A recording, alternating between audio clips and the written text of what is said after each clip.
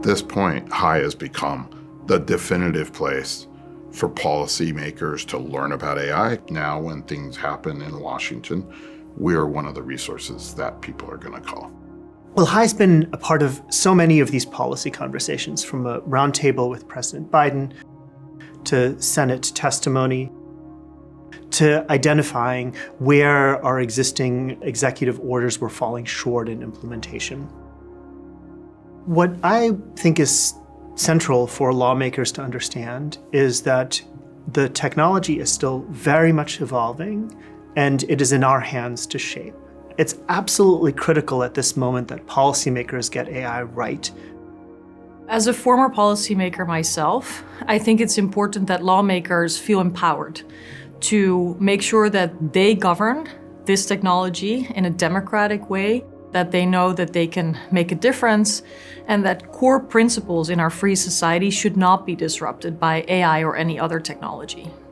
It's really important that policymakers understand that the AI ecosystem is much broader than what they may initially be hearing. I think they hear a lot of these big breakthroughs that come from industry and they're captivated by it. But at the same time, there's other parts of AI that are happening. There's these scientific breakthroughs and scientific discovery. And we see a huge need actually on the part of policymakers and their teams, their staff, to have a better understanding of what this technology means from an independent source. So not from a lobbyist that's proactively knocking on the door, but from a trusted, fact-based research organization like Stanford High. We educate through things like the Congressional Boot Camp and the course on AI that reached 8,000 federal employees. We do policy-relevant research, and we shape the future of AI. Our co-directors, John Etchemendy and Fei Li, at the time in 2019, had this bold vision of the government providing some type of computational resource and data resources for AI research for the public good. What we did is we championed the concept, carrying it through Congress to making sure that the President of the United States was informed on this. We've done incredible work. Over the past 10 years, so much of where AI research has been happening has shifted away from universities and the public sector towards a small number of industry labs. And the National AI Research Resource aims to democratize access to AI so that academic universities, small businesses can really participate in this future. Well, there's a huge momentum around artificial intelligence. I don't think there is a university, a hospital, a city council, a national government that's not thinking about AI. So we feel this momentum, and we hope that our research and our contextualizing of what this wave of technologies really means for people can help inform good discussions, good public policy, and demystify some of what is said about AI. And now, in our next session, you will hear about AI's impact on geopolitics and global governance. First, please welcome the session moderator, Condoleezza Rice. Secretary Rice is the Tad and Dianne Taube Director of the Hoover Institution and a Senior Fellow.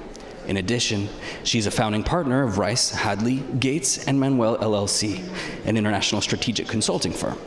From January 2005 to 2009, Secretary Rice served as the 66th Secretary of State of the United States. Rice also served as President George W. Bush's National Security Advisor from January 2001 to 2005. She served as Stanford University's Provost from 1993 to 1999. Please join me in welcoming Condoleezza Rice to the stage.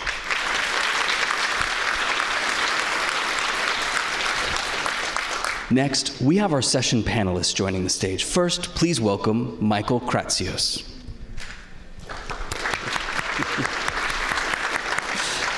Michael served as the 4th Chief Technology Officer of the United States at the White House. As the President's top technology advisor, Michael led the development and execution of the National Technology Policy Agenda. Under his leadership, the White House reoriented U.S. national technology policy towards an explicit primary focus on ensuring continued American leadership in emerging technologies. Michael is currently the Managing Director of Scale AI, leading corporate strategy and helping accelerate AI applications across industries. He also serves as a distinguished visiting fellow at the Stanford Institute for Human-Centered AI. as well as Dr. Jason Matheny. Jason Matheny is President and Chief Executive Officer of RAND, a nonprofit, nonpartisan research organization that helps improve policy and decision-making through research and analysis.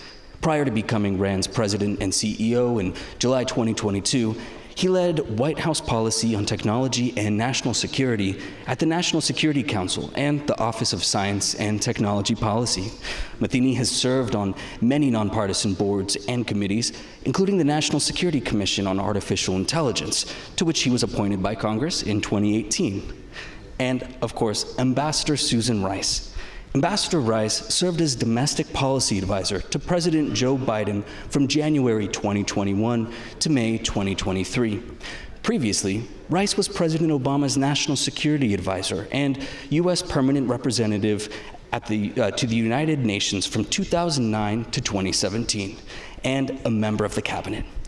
During the Clinton administration, she was U.S. Assistant Secretary of State for African Affairs, as well as Special Assistant to the President and Senior Director for African Affairs and Director for International Organizations and Peacekeeping at the National Security Council. Most recently, Susan has returned to Stanford to join the FSI and High communities as the Bernard and Susan Liautaud Visiting Fellow. Now, please join me one more time in welcoming everybody to the stage.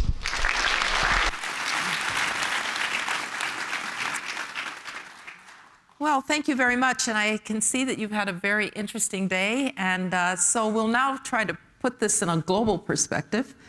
All of us have at one time or another been in Washington working in one or another aspects of the government.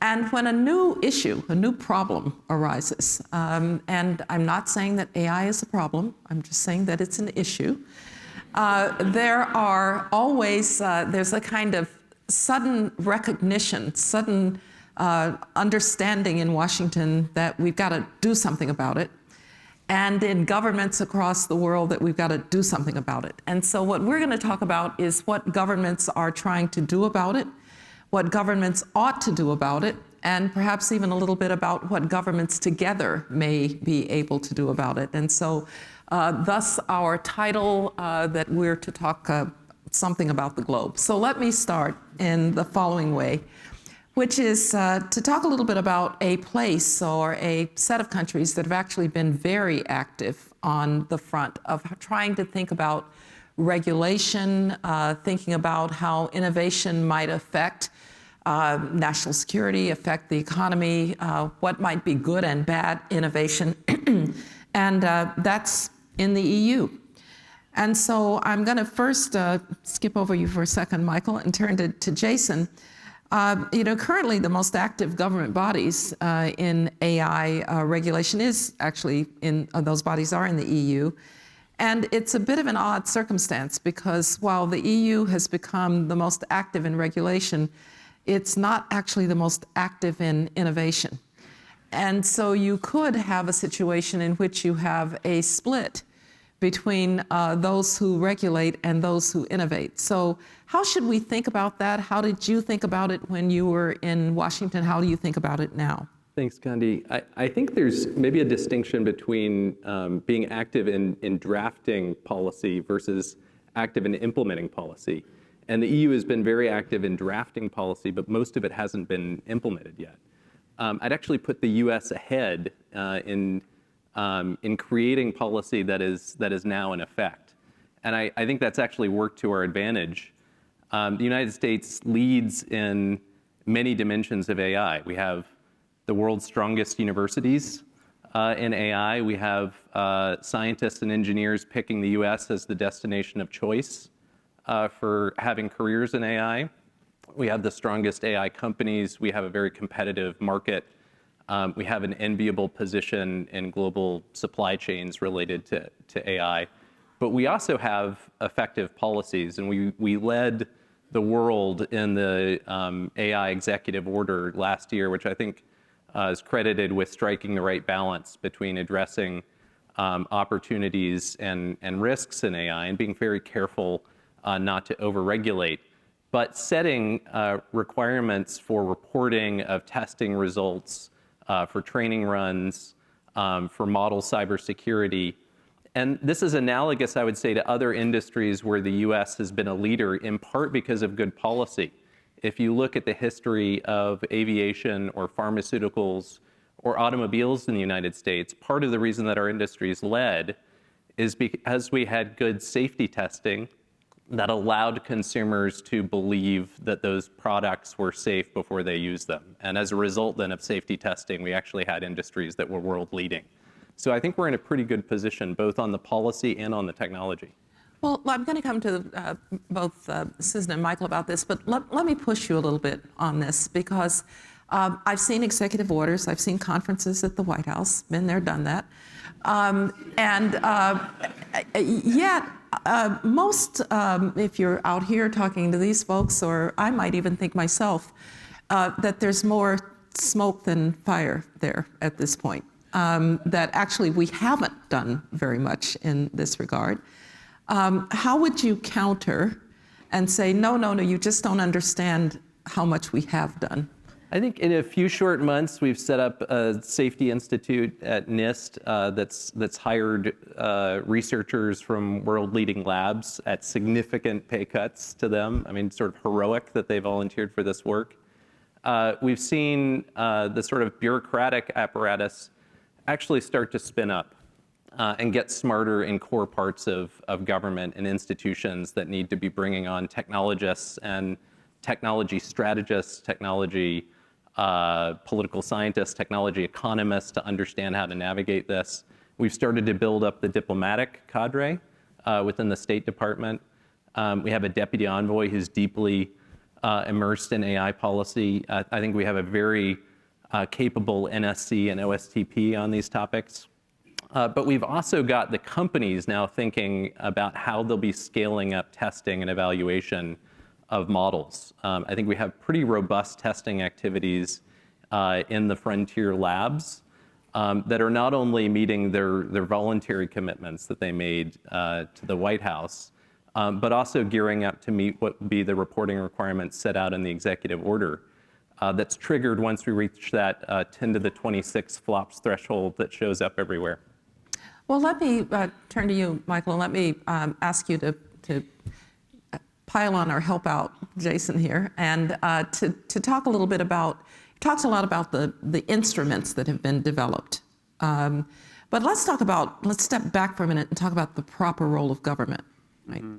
Because I think one of the hardest things is to figure out what government should do, what the private sector should do, what the academy should do, how to think about the various, but how do you see the proper role of government? I'll just give you one example. After September 11th, we realized that we had no way for the Virginia police to talk to the Virginia firemen, let alone to those in Washington, D.C. And so we created something called the First Responders Network. We gave it to the Army Corps of Engineers, and 2 years later, nothing had been built. Finally, somebody said, just bid the spectrum, right? The government's role is just bid the spectrum. AT&T won, they built it, we have a very good functioning network.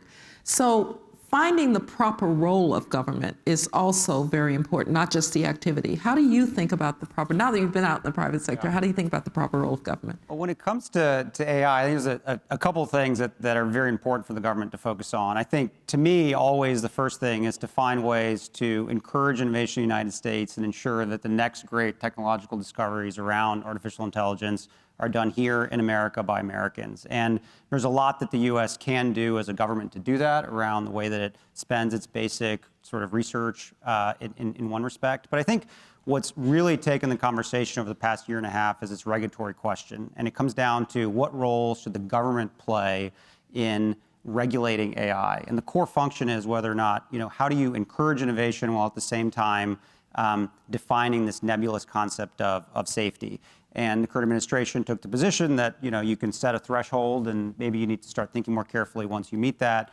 But I think broadly, what I find very encouraging about the process over the last year and a half has been this this sort of the system itself has drawn us, I think, to a place that is very fundamentally American. So if you remember in the early days of the first hearings, a lot of executives were out there talking about creating AI agencies, creating a new IAEA for artificial intelligence, and everyone needs to come together, and there will be like one organization that regulates it for the country, if not the world, and we all need to come together. And I think, interestingly, that got a ton of press. A lot of people talked about it, but the system kind of digested it and ejected it. And I think what we have seen over the past year and a half is this sort of realization that artificial intelligence as a technology is going to be ubiquitous. And you will be using artificial intelligence in designing AI-powered medical diagnostics. You will be using AI to fly drones. You will be using AI to drive autonomous vehicles.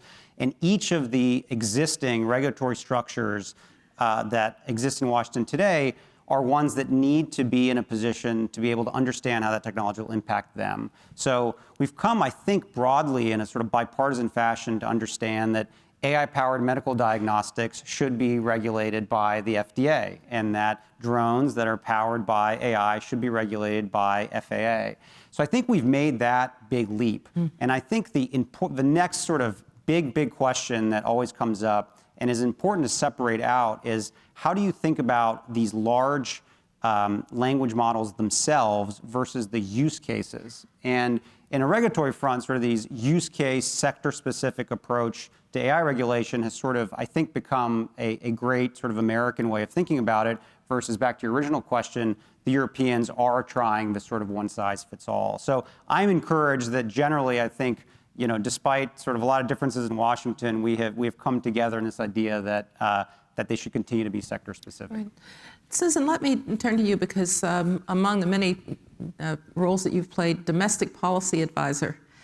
And Jason mentioned a number of different entities, ranging from the State Department to NIST to NSC, et cetera. How does the U.S. government, maybe doesn't need to, but if we do need to be coordinated, how does the U.S. government stay coordinated in the service of good policies that, as Michael said, allows innovation, but begins to think about what some limits might be? Well, good afternoon, everybody. Let me answer that, but also come back a bit to your original question. When I left the White House almost exactly a year ago as domestic policy advisor, we were in the very early stages of grappling with this challenge. We had just had the first convening of a number of tech companies, and we were on our way to eliciting from them and others a set of voluntary commitments. But the amount that has happened in the year since I left is really mind-boggling. And Conda, from being in the middle of this, how slow government can move, particularly on an issue of this complexity, where frankly the technical expertise is lacking, and the ramifications are so enormous. And in that time, as Jason said, we have not just had more iterations of these voluntary commitments, we've had an executive order and the beginnings of a legislative process that have taken us from 0 to well past 60. And the complexity of that order, the many requirements that it places on a vast array of agencies, the aggressive timelines that are now being met, and the institutions that are being stood up, is really quite extraordinary. The coordinating task that you ask about is really quite difficult. And the way the Biden administration has chosen to do this is typical with policy councils, but since this crosses national security, domestic security, national economic policy, and everything else, is to put on point the White House Deputy Chief of Staff. And obviously the NSC and Jake Sullivan and his team are playing a very important role. But it's been the Chief of Staff that has brought together the policy councils within the White House and then the interagency, both foreign, domestic, and economic agencies, all who contributed to the crafting of the executive order and all who have taskings on aggressive timelines to do various pieces of implementation. And I think Jason made a very good point that implementation counts as well as policy making. But I do think we have to be a little bit humbled by the fact that, yet again, the Europeans have been out ahead in terms of formulating policy in the tech and digital space. And while we have done a great deal within the executive branch using executive action, we are a long way from legislation. And whether it's GDPR or what have you, the Europeans tend to get out in front, be the trendsetters, and in the United States' inability to legislate, we often find ourselves having to walk to their drumbeat. And just think about it. How many years has it been since Facebook was created, and we still have no legislation for kids' online safety, about which everybody professes to agree on a bipartisan, bicameral basis, and yet we can't act. And that is child's play compared to the complexity of legislating on artificial intelligence. And so we still suffer, in my opinion, from being unable to legislate swiftly and efficiently on complex topics, while the Europeans, with all their member states, seem somehow to be able to do so. One of the places, I was going to ask you about Congress, but you've talked about that. I mean, one of the important questions will be, do you have a kind of group of Congress people, Senate and House, who are willing to spend the time and effort to really get to know these issues well enough? We benefited during the national security period. We had, or during the Cold War, we had what we called the national security senators. They were Nunn and Lugar and McCain and Biden, and they had staffs that really understood the complexities. It seems to me that in Congress you're going to need something like that, because you're not going to have 100 senators and 435 representatives who are going to spend enough time to understand how to legislate. So do you feel that that's starting to develop, that there are people with whom the White House can speak about these issues? Yeah, and I'll let others chime in. I think that it's certainly developing, and it is bipartisan, thankfully. Senator Schumer, as you know, has gone through this long process of convening people from all different sectors to share with senators, all 100 being invited, their perspectives on the various challenges and opportunities that AI presents. And he's had a series of convenings. They've recently put out a framework policy document. And I think in that process and through the work that individual senators are doing on their own, people are staffing up. They are getting more steeped in the issues. They are beginning to put forward at least conceptual legislation on a bipartisan basis. Cantwell and Young, for example, and there are others. But, there's a big leap from, broad brush frameworks to actual legislating. And, what Senator Schumer did was basically kick it back to the committees to go write their, individual siloed pieces of legislation. And that's back to business as usual. Yeah. And I'm not very encouraged by that. Yeah. Let me move now to what we are doing with other countries or may not do. I mean, one of the most interesting innovations has been this AI safety effort that the UK and the United States undertook, and you were very involved in that. So you talk a little bit about it and how we should think about the UK-US, because one advantage to the UK is they actually do have a dog in this fight, right? Because of DeepMind and Oxford. They are innovators, and so the AI safety, I guess there was first a conference and a summit, and now there's an initiative, so talk a little bit about it. Yeah, so the Prime Minister in the UK made a who, by the way, is a Stanford GSB grad. Yeah. He really wanted to make AI safety a priority and a rallying point for the UK. So number 10 took this big action to create this large AI safety summit at Bletchley Park. They brought the United States. Interestingly, they included the Chinese for the first day of the event, which we can talk about another time. But in any case, generally for the conference, they brought together the main AI powers and lots of others to start talking about how they should be thinking about AI safety. U.S. participated. The Vice President came and gave a speech the first day of the conference as well as the Secretary. And it kind of kicked off at that conference, the fact that they would be creating an AI Safety Institute. And at the Institute, they would actually be bringing together government resources to help do testing and evaluation of frontier large language models.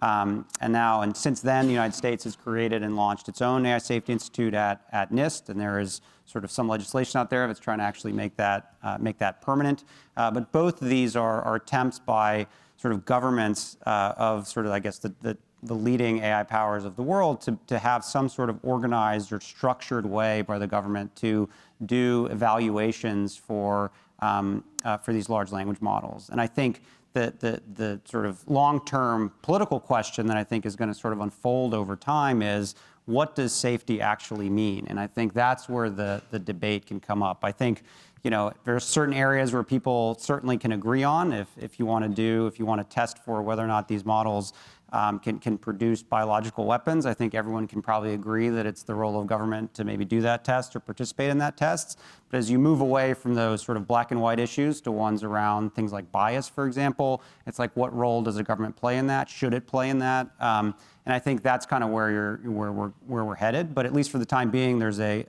some clear and obvious topics that it's important for the government to be thinking about. I know you worked on this a lot. Yeah, you worked on this as well. Yeah, and I think one of the impressive things about the UK AI Safety Institute is it was set up with $100 million of funding, whereas the US Institute right now only has, I think, $10 million of funding. So not the resources that you really need to develop a measurement science and a set of evaluation harnesses around these AI systems that are rapidly developing. But the AI Safety Institute in the US has done an impressive job of staffing up quickly, including bringing on board, truly world-leading researchers who have come in from industry and from academia. I think this is also an important role for academia. Places like Stanford can help with this mission of measurement science. This is work that doesn't necessarily require that you have access to, $100 million training runs. You can make a lot of progress in figuring out how to evaluate these systems, including against these risks that are security concerns like bio or cyber. I think that's a role that universities can play an important part of. Yeah. Let's move to another country that is doing a lot, but probably it's interesting, invited to the summit, China. You want to talk about what that was like, having the Chinese in the room that first day? And then we'll talk about China more broadly, but I was a little surprised by that, actually. Yeah, I think there's I guess the argument from the organizers was that for topics like AI safety that can affect globally kind of what's occurring, maybe it's good to have everyone at the table. I think the obvious, other side of the coin there is that the CCP has consistently and reliably attended and participated in a wide variety of international forum and quite consistently made claims and commitments that they have turned their back on. I think we used to maintain a list when I was at the White House of every agreement that the CCP had signed on to and then reneged on, and it got far too long to even keep track of. But that being said, I think it they obviously want to have and be the preeminent power in the world on LLMs. And I think the U.S. is in a very lucky position at the moment to have a very clear leadership position, and it's incumbent on us to sort of maintain that leadership position. And I think the push and pull on some of this regulatory stuff is kind of where the rub is. What I find sort of very fascinating about some of the Chinese models are, many of you probably already know this, but in order to release an LLM in China, it has to conform with Xi Jinping thought. And they actually have a battery of tests that they require any LLM developer in China to run against this test before they can release that model. So it shows, in my opinion, kind of the extreme danger of the Chinese potentially. And we know that they're going to attempt to export these models around the world, just like they did with Huawei. They're going to use the same playbook. So the question for the U.S. is, how do we ensure that our models are the ones that the rest of the world uses? And it's a big challenge ahead of us. Yeah. Jason, you want to comment on that? Yeah, I think this is an area where thinking about the advantages to autocracies that AI can provide, we need to be really thoughtful about it. I mean, it's sort of a totalitarian dream to have a system in a box that's capable of ubiquitous surveillance, is capable of information control. So the advantages for autocrats are significant. And as a result, it's really important, I think, for democracies to lead in this technology. It's important for us to lead not just for our economies and for our national security, but also to shape the norms and technology standards that can ensure that this technology is one that's consistent with democratic principles of privacy, of self-determination, of access to information. Well, one advantage, of course, if you talk about safety or you talk about whatever you want to talk about, we will, in democratic society, have these debates. Yeah. There will be investigative reporting. There will be congressional hearings. And so whatever happens in this space, the democracies will air it. Of course, in autocracies, you won't get that kind of oversight, so to speak, of these. And I don't know, models that are tested by Xi Jinping thought maybe we should just let them go ahead and do that. Very interesting to see what they come up with. Susan, you want to comment on this piece?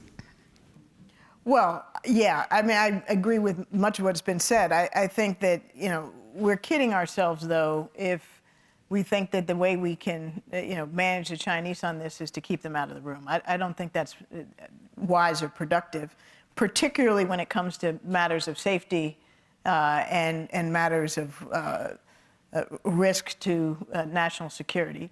We're going to have to deal with them, and I personally think that the British made the right decision to have them in the room on day one.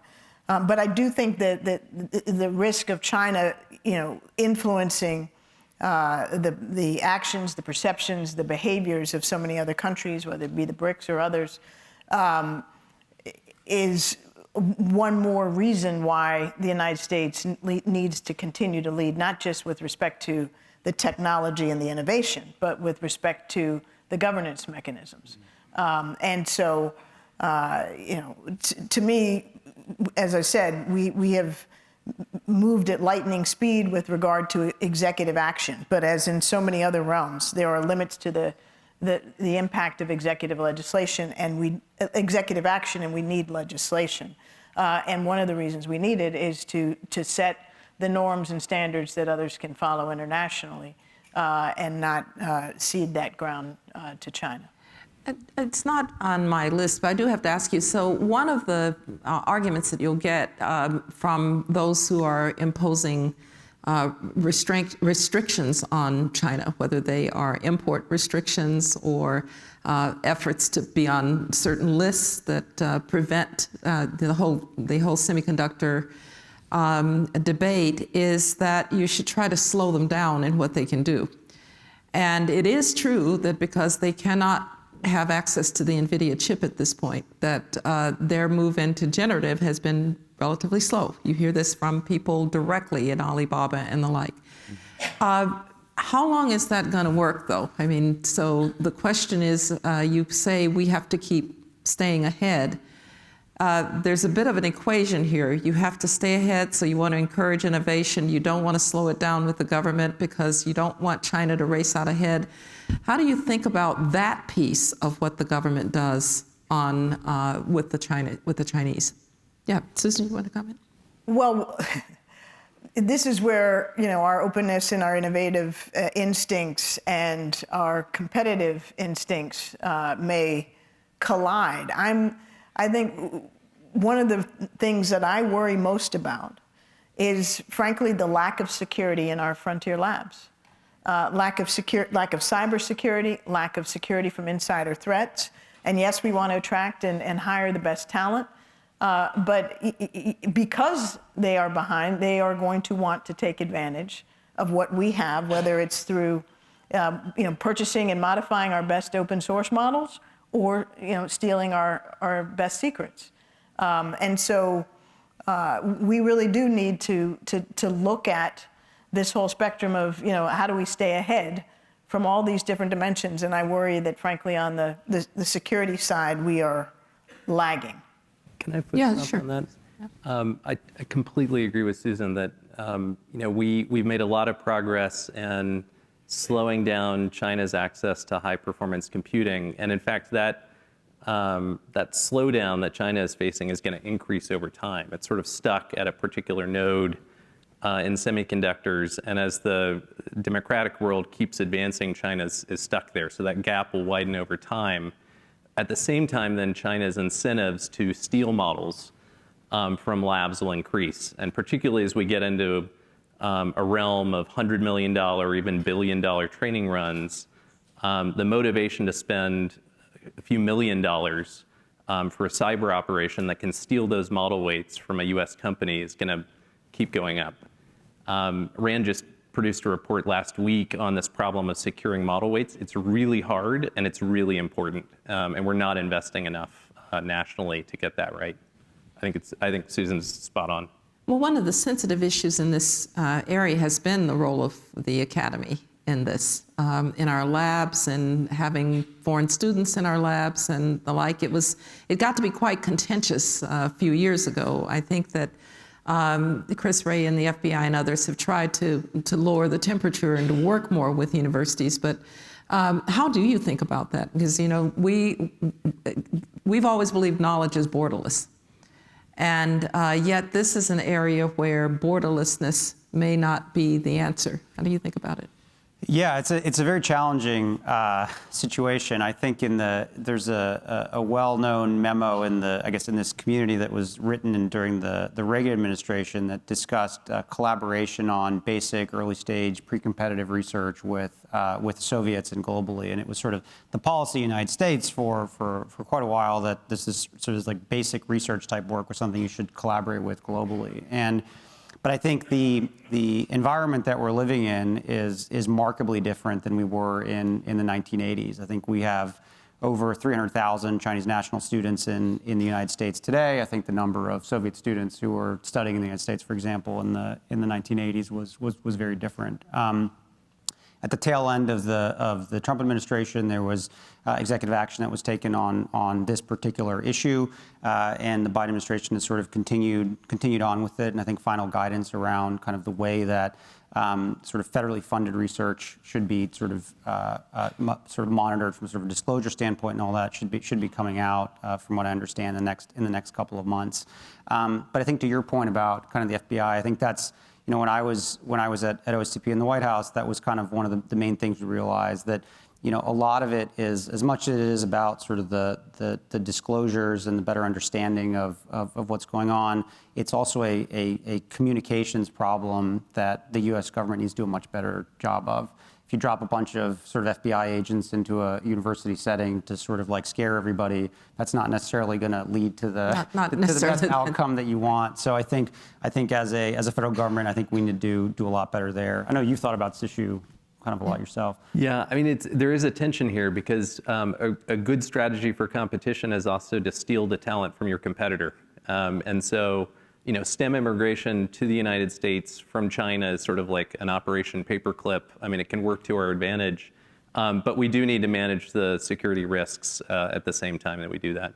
I had the 5 Eyes here at Hoover in a conversation, the heads of it led by Chris Wray, Canada, Australia, New Zealand, and the UK.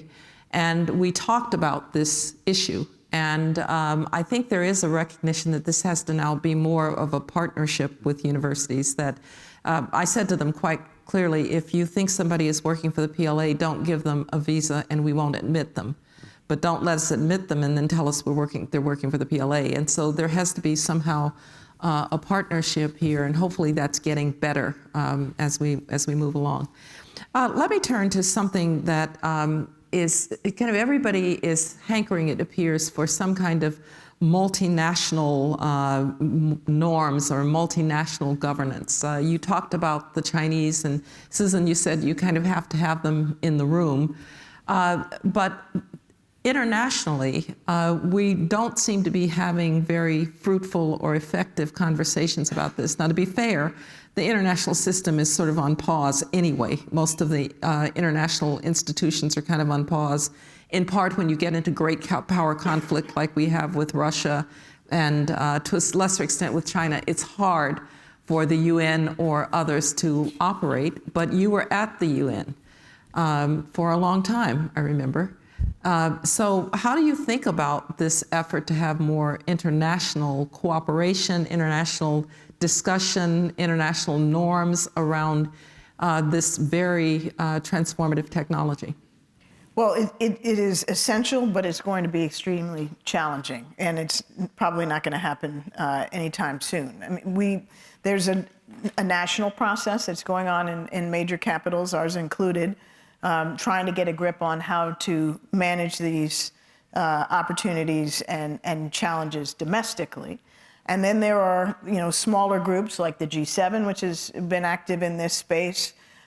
There's the group of countries that have participated in first the UK and then more recently in the Seoul AI Safety Summits, which is broader and includes, Asian and African and Latin American and other European partners.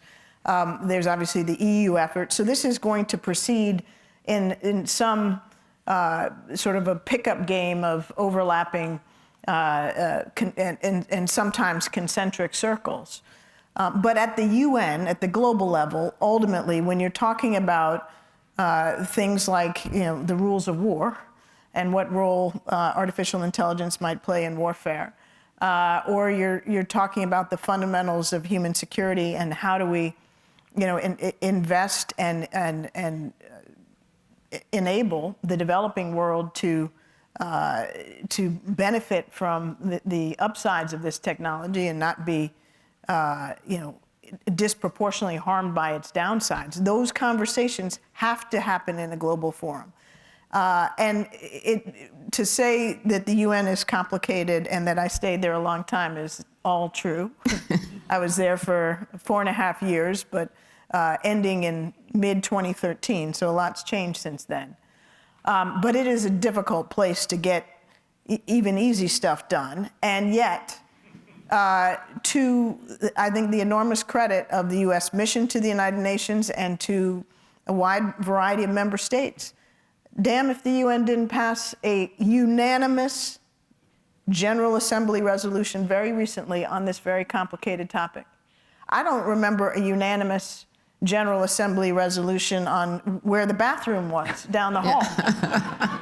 So to get something on a subject of this complexity, which is so new that so many people don't understand, was really remarkable. And I take my hat off to colleagues in the US government, but also to the many, many countries that co-sponsored this resolution, ultimately including China, by the way. They came on board at the last minute.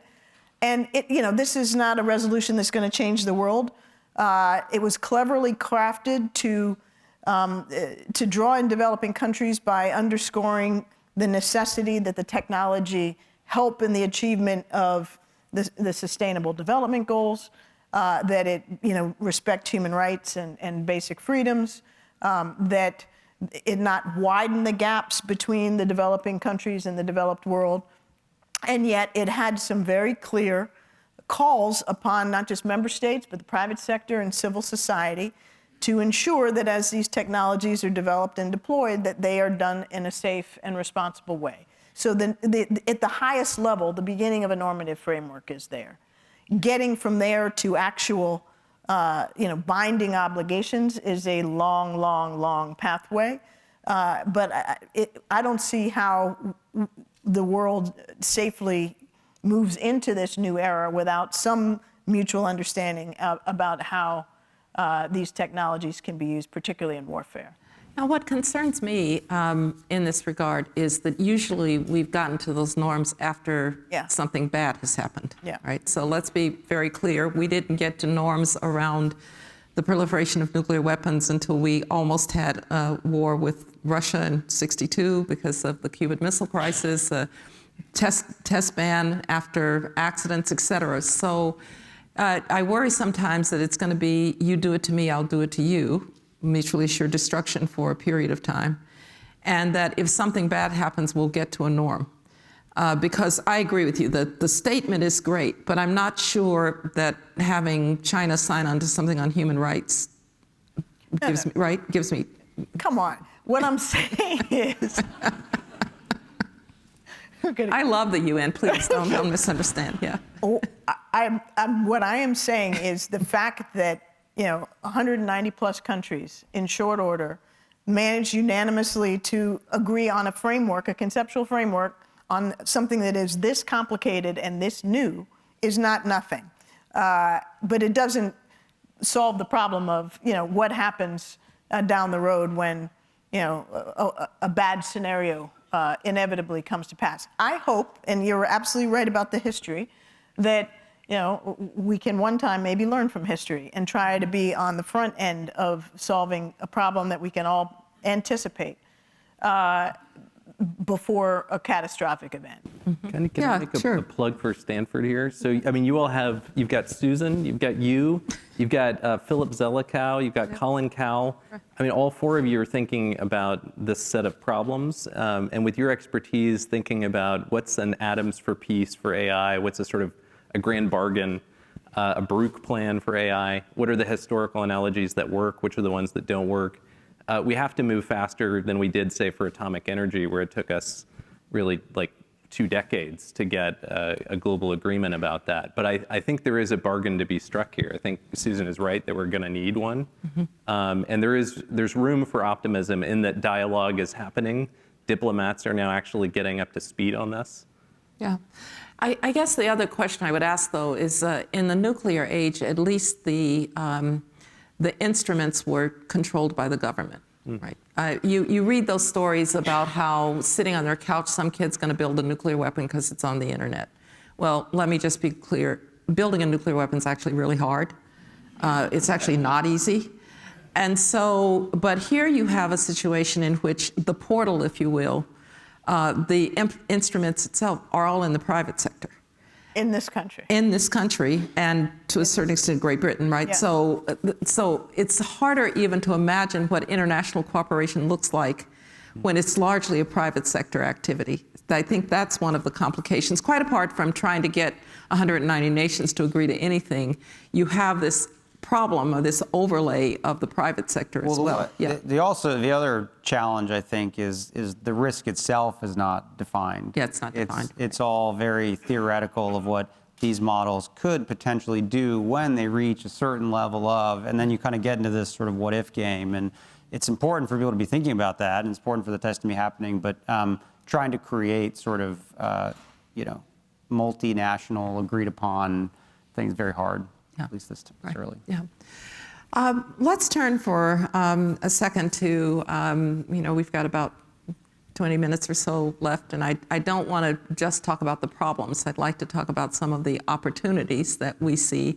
And maybe this is another way to bring back in the international global governance. You mentioned, Susan, that one way that we got the developing countries onto the paper, so to speak, was to talk about how some of these technologies might advance the interest of developing countries. And very often when I'm in the room with countries from the so-called global south, they have felt left out of this conversation. They know that they're not necessarily the innovators.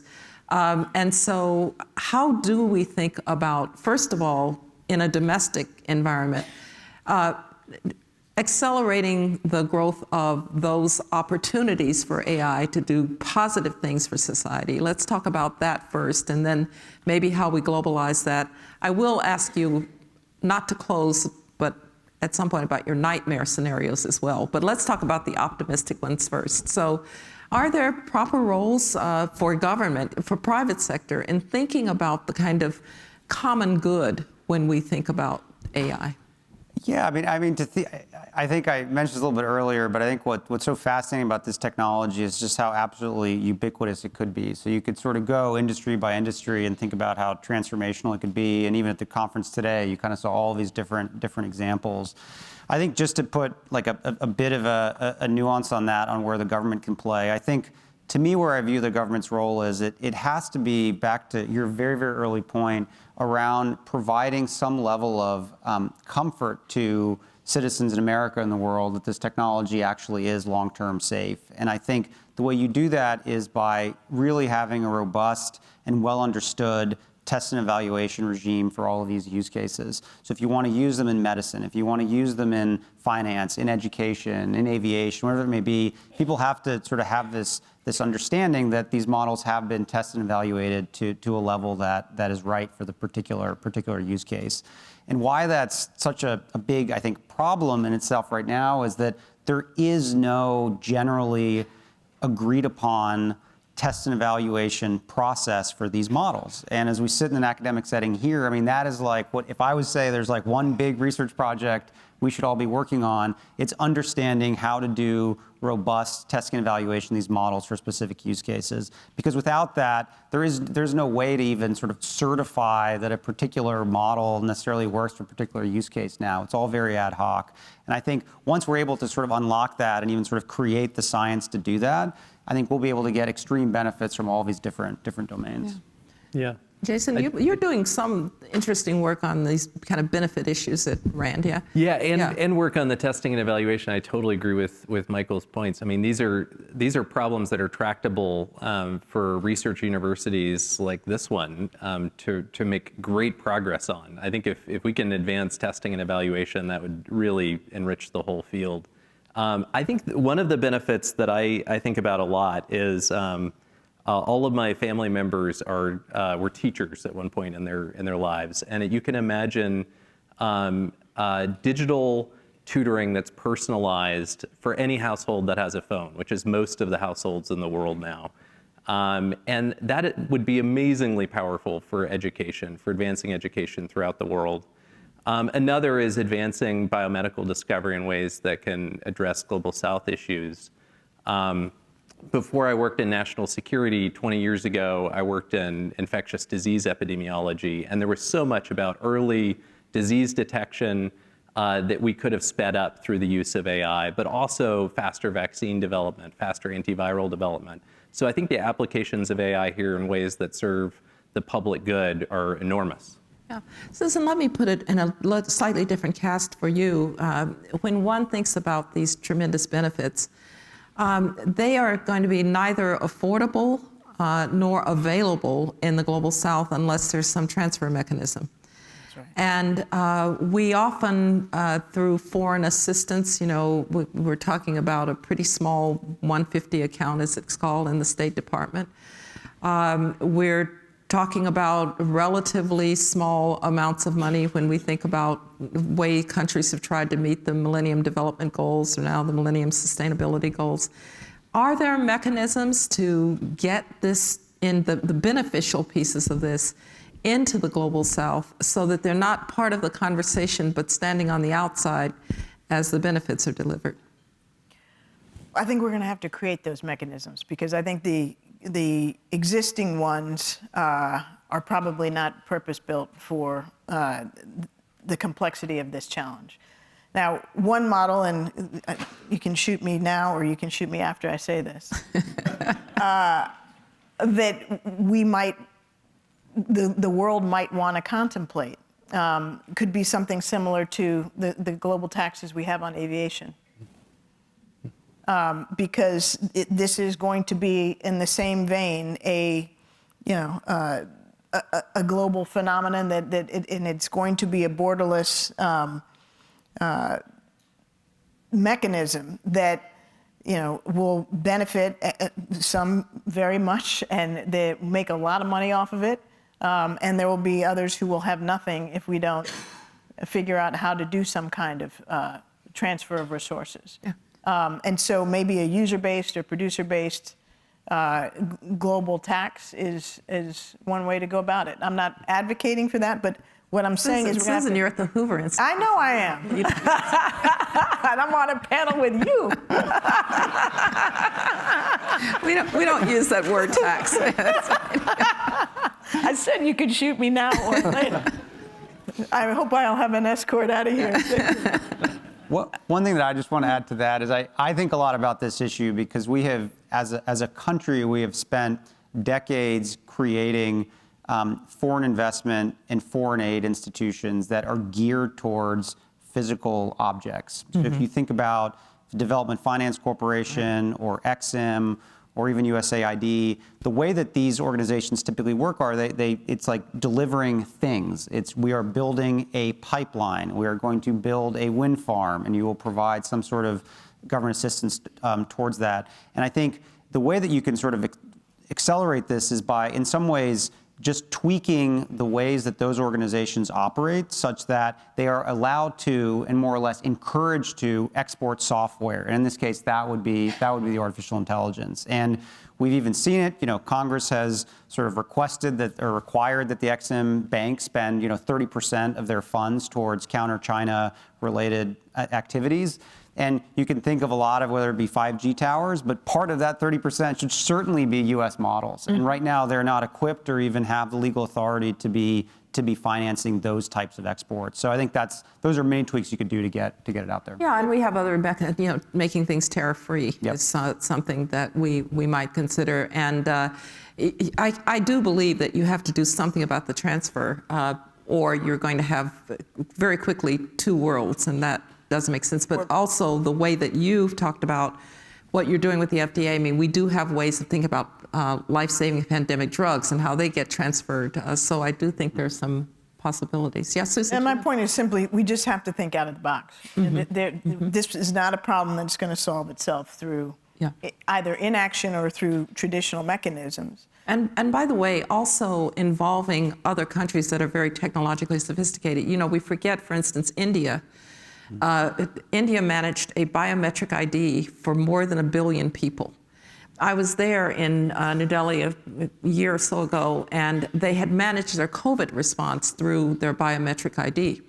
And I took out my little tattered vaccine card and I said, here's how a really sophisticated country managed this, all right? So we forget that others may have some ideas as well. Well, we're gonna wrap up here in a moment. So what I'd like to do is to give each of you an opportunity to start with, if we don't get this right, domestically and globally, what's your worst nightmare about it? But then if we do get it right, how should we be hopeful about what AI will mean if we get the governance structures right? And I'm going to go in reverse order and start with Susan this time. Well, if what I said about taxes is going to be unpopular, wait for this.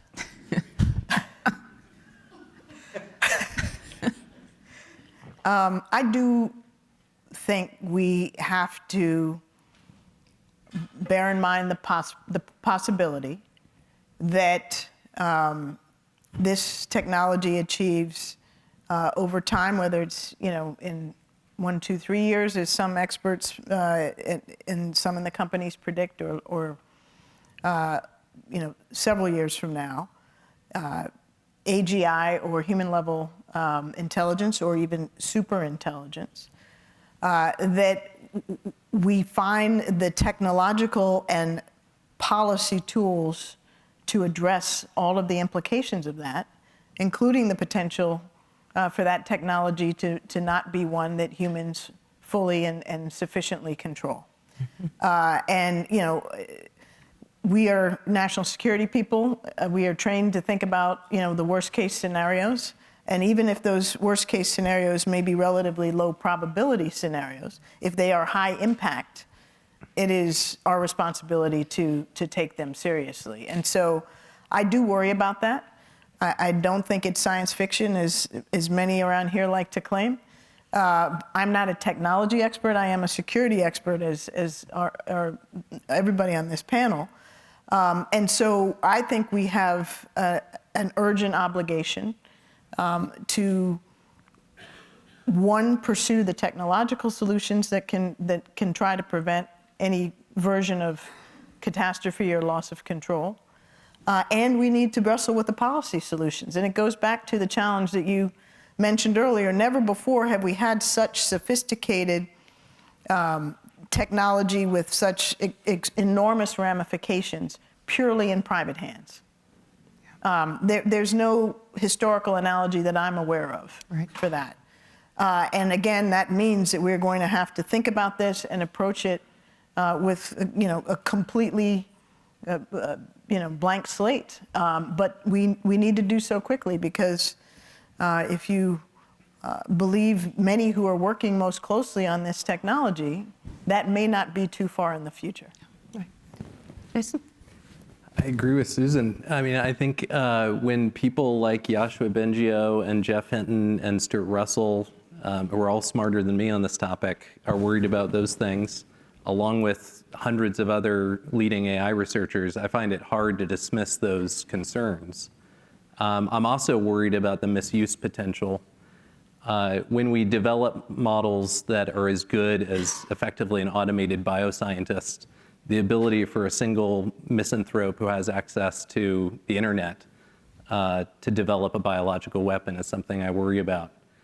On the positive side, if we can set up the right guardrails and the right governance, I think this technology has such enormous upside potential.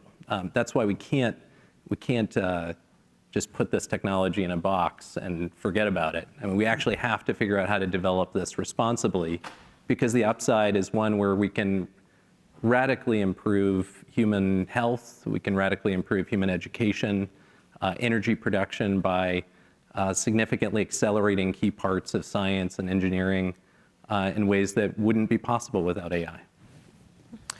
I think for me, my fear is a little more short-term in nature, and that is that the CCP is going to take extraordinary action over the next couple of years in exporting their models to the global south. They're going to want their models to be the base model that every government service across the entire world runs on. So you can imagine the problem that we had with Huawei, where they were setting up and building entire networks around Africa and South America. The same issue is going to happen with LLMs, where they're going to want to implement their base LLM and then build fine-tune LLMs on top of it. So you could imagine taxes and healthcare and property records and every other piece of information that these countries have in their centralized database will be running on top of these Chinese models. And ripping those out is going to be a lot harder than the rip and replace we've been trying to do with 5G. So that's my biggest fear, and the U.S. needs to get on top of its ability to proactively export and promote the best models in the world, which are ours to the United States. I think on the positive side, I agree with everyone on the panel. I think there's absolutely incredible sort of benefits that can come for the American people if we get this thing right. And I just think to push back a little bit, I think if we get too obsessed with some of these X-risk problems, we're going to tie ourselves into knots and not allow these models to develop as they should and these benefits to be realized. Well, thank you very much for a really enlightening and stimulating discussion. Obviously, these issues of both domestic and global governance are going to be with us for a while. I've always said that the biggest concern that I have is that human beings have been a lot better at the knowledge side than the wisdom part. Let's hope we get the wisdom part right this time around. Thanks very much, and thank you.